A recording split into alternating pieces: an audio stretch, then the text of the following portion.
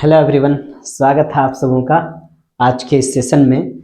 आज के इस सेशन में चर्चा करने वाले हैं क्लास 10 का जो वृत्त चैप्टर है, जो आपका अध्याय 10 है ना। आपका एनसीईआरटी का बुक में कितना है? अध्याय 10 जो चैप्टर है सर्कल, उस पे चर्चा करने वाले हैं और एक्सरसाइज 10.1 को आज सॉल्व भी करने वाले हैं।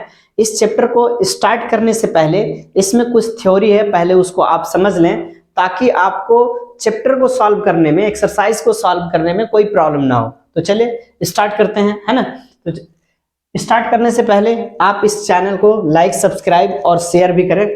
ठीक है, तो चलिए देखते हैं आपका चैप्टर, है ना, वृत्त से संबंधित समझते हैं। पहला क्या है? वृत्त के किसी स्पर्श बिंदु पर स्पर्श रेखा स्पर्श बिंदु से जाने वाली त्रिज्या पर लंब होती है। पहले आप समझिए कि स्पर्श बिंदु क्या होता है ना, स्पर्श बिंदु क्या होता है, और उसके बाद समझिए कि स्पर्श रेखा क्या होता है ना। तो फिर ये समझने में मजा आएगा। ठीक है, तो चलिए समझते हैं स्पर्श रेखा क्या है और स्पर्श बिंदु क्या है ना।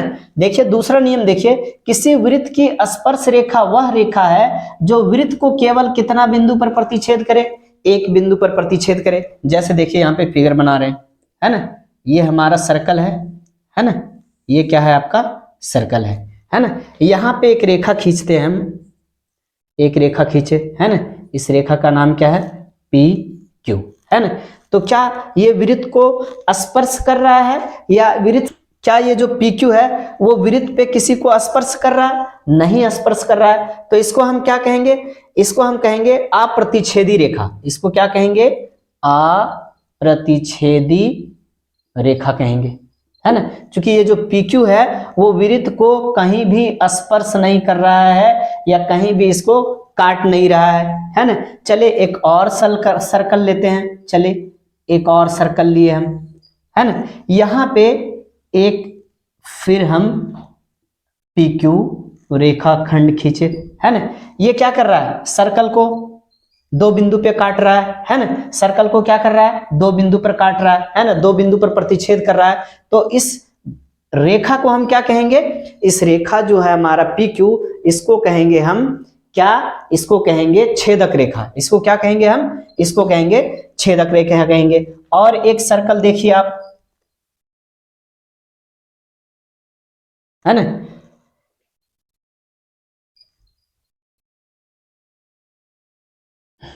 ये है ना, क्या है? ये भी आपका क्या है? पी क्यू है ना। ये कहां पे प्रतिच्छेद कर रहा है? एक बिंदु पे स्पर्श, है ना। ये देखिए सर्कल पे एक बिंदु है जो इस बिंदु से होता हुआ पी क्यू रेखा जा रहा है ना। तो ये जो रेखा जा रही है इसको कहेंगे हम स्पर्श रेखा। इसको क्या कहेंगे? स्पर्श रेखा। और ये जो उभयनिष्ठ बिंदु है, उभयनिष्ठ मतलब एक ही बिंदु पर क्या क्या है? एक तो आपका सर्कल है और दूसरा क्या है? ये स्पर्श रेखा है। तो इस उभयनिष्ठ बिंदु को बोला जाता है स्पर्श बिंदु। इस उभयनिष्ठ बिंदु को क्या कहते हैं? स्पर्श बिंदु कहते हैं, है ना। तो ये दूसरा नियम क्या क्या कह रहा है? किसी वृत्त की स्पर्श रेखा वह रेखा है जो केवल एक बिंदु पर प्रतिच्छेद करे। ये देखिए ये स्पर्श रेखा कितना बिंदु पर प्रतिच्छेद कर रहा है? केवल और केवल एक बिंदु पर प्रतिच्छेद कर रहा है। जैसे समझिए,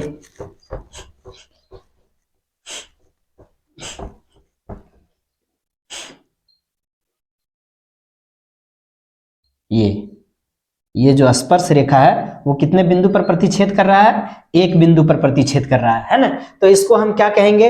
इसको हम कहेंगे स्पर्श रेखा। इस रेखा को क्या कहेंगे हम? स्पर्श रेखा। तीसरा नियम देखिए, वृत्त को दो बिंदुओं पर प्रतिच्छेद करने वाली रेखा क्या कहलाती है? छेदक रेखा कहलाती है। इसको बता चुके हैं, है ना। वृत्त को दो बिंदुओं पर जो रेखा प्रतिच्छेद करती है इसको हम क्या कहेंगे? इसको हम कहेंगे छेदक रेखा। हाँ, चौथा नियम क्या है? एक वृत्त की दो समांतर स्पर्श रेखाएं हो सकती हैं। एक वृत्त की कितनी समांतर स्पर्श रेखाएं हो सकती हैं? कितनी पैरेलल हो सकती हैं? दो। कैसे? समझिए, जैसे यहां पे आपका एक सर्कल है, ध्यान दीजिएगा, ये हो गया आपका सर्कल हो गया। हाँ, कितनी समांतर स्पर्श रेखाएं? दो। ध्यान दीजिए, यहां पे एक स्पर्श रेखा हम खींच रहे हैं, है ना, एक स्पर्श रेखा खींचे, इस बिंदु पर स्पर्श कर रही है। हाँ, चलिए अब दूसरा हम रेखा खींचते हैं, ये रेखा खींचे, इसके पैरेलल खींचे ये रेखा, तो क्या ये स्पर्श रेखा है? नहीं। क्यों? क्योंकि ये वृत्त को कितने बिंदुओं पे प्रतिच्छेद कर रही है? दो बिंदु पे प्रतिच्छेद कर रही है, तो ये क्या बन गया हमारा? ये हमारा बन गया छेदक रेखा। इसके पैरेलल एक और आप पैरेलल समांतर रेखा खींचिए, है ना, तो ये भी क्या हो गया? आपका छेदक रेखा हो गया। ये भी क्या कर रहा है? वृत्त को दो बिंदुओं पर प्रतिच्छेद कर रही है। चलिए एक और खींचते हैं, एक और खींचे, है ना, एक और खींचे, है ना, सब ये पैरेलल है ना, सब क्या है? ये आपस में समांतर है। चलिए एक और खींच दिए, है ना, तो ये एक और खींच दीजिए आप, है ना, तो ये सारा क्या है? ये सब क्या हो गया? आपका सारा छेदक रेखा है, चूंकि कितने बिंदु पर प्रतिच्छेद कर रही है? दो बिंदु पर प्रतिच्छेद कर रही है। अब ये जो अंतिम रेखा यहाँ पे खींचे हैं वो कितने बिंदु पर प्रतिच्छेद कर रही है? एक बिंदु पे प्रतिच्छेद कर रही है। तो ये और ये हमारा क्या हो गया? ये और ये दोनों क्या हो गया? स्पर्श रेखा हो गया। और ये ही दोनों क्या है? आपका स्पर्श रेखा है। मतलब एक वृत्त में कितनी समांतर स्पर्श रेखाएं हो सकती हैं? तो केवल दो स्पर्श रेखाएं हो सकती है ना। एक वृत्त की दो समांतर स्पर्श रेखाएं हो सकती है, जैसे ये और ये दोनों समांतर स्पर्श रेखाएं। बाकी जितनी रेखाएं हैं ये सारा क्या है? आपका छेदक रेखा बन जाएगा। ठीक है, अगला नियम देखिए, वृत्त तथा उसकी स्पर्श रेखा के उभयनिष्ठ बिंदु को स्पर्श बिंदु कहते हैं। इसको भी बता चुके हैं, लेकिन फिर भी एक बार समझ लीजिए आप। देखिए ये आपका सर्कल हो गया, है ना, ये क्या हो गया? सर्कल हो गया, है ना। वृत्त तथा उसकी स्पर्श रेखा, वृत्त तथा उसकी स्पर्श रेखा, देखिए ये एक रेखा है, यहां पे स्पर्श कर रही है।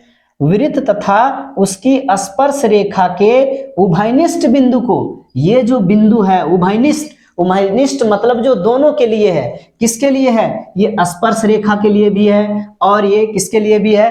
वृत्त के लिए भी है। मतलब ये जो बिंदु वृत्त पर है वो क्या कर रही है?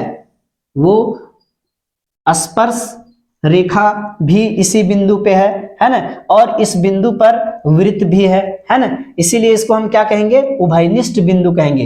ये जो बिंदु है हमारा, इस बिंदु को हम क्या कहेंगे? इस बिंदु को कहेंगे उभयनिष्ठ बिंदु, उभयनिष्ठ बिंदु जो दोनों में है। ठीक है, ये देखिए छठा नियम क्या है? छठा, कि किसी बाह्य बिंदु से, किसी बाह्य बिंदु से वृत्त पर खींची गई स्पर्श रेखाओं की लंबाइयां बराबर होती है। ये आपका परमेय 10.2 है। ये क्या है? परमेय 10.2 है ना, और ये आपका कितना है? ये है आपका परमेय 10.1 है ना। समझिए ये दोनों अभी छूट बचा हुआ है।